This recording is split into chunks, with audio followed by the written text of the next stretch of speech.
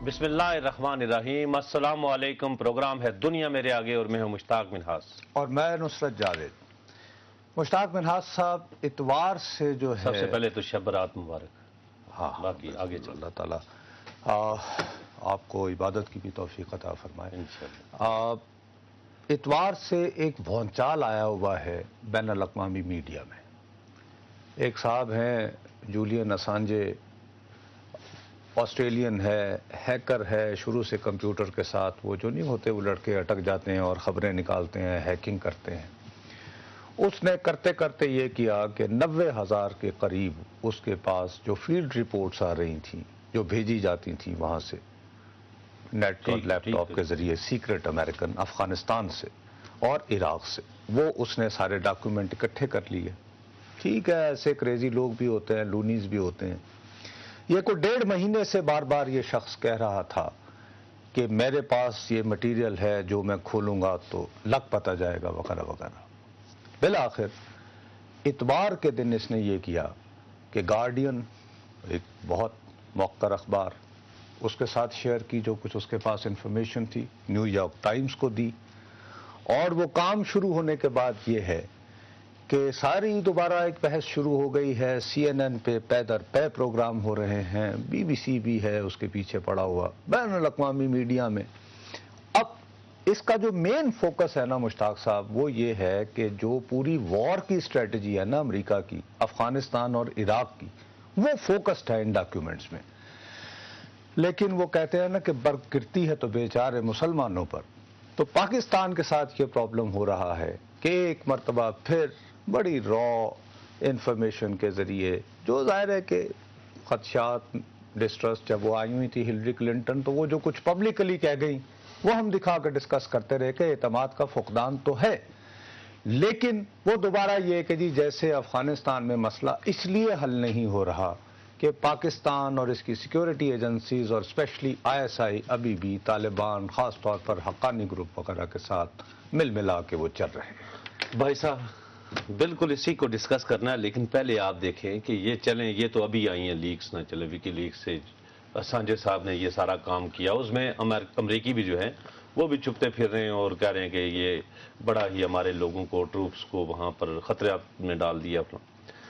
लेकिन नुसरत साहब, जब हिलरी क्लिंटन, माइक मुलन और तकरीबन हर शख्स जो पाकिस्तान के साथ, चाहे वो जो रिचर्ड हॉलब्रूक साहब हैं, ये जो पाकिस्तान के दौरे पे आते रहते हैं, जब हर शख्स ये कह रहा हो कि पाकिस्तान अच्छा काम कर रहा है, लेकिन हमारी सीक्रेट सर्विसेज के कुछ लोगों की उधर हमदर्दियां भी हासिल हैं।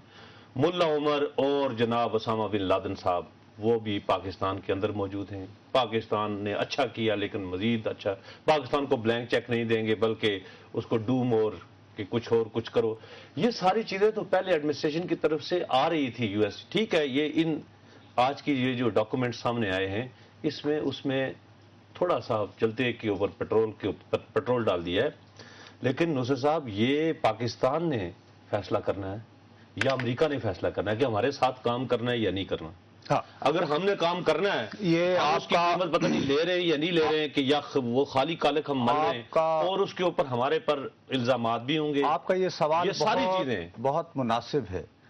लेकिन मेरे प्यारे भाई, जब $11 बिलियन भी मांग रहे हो अमेरिका से, और तो क्या मुफ्त में जाके तुम्हारा खसारे का बजट आ रहा हो, नहीं बली पे चढ़ जाए मुफ्त में, 7% खसारा होना है, अगरचे आपने 5 डिक्लेयर किया है, हमारी 100 कमा के 105 खर्च करते हो और 5 तुम चाहते हो कि वहां से आए। नुसरत साहब, इस जंग तो फिर लोगों को मेरे भाई स्पेस भी मिलती है आपको कंट्रोल करने की, आपका जरा बाजू मरोड़ने की।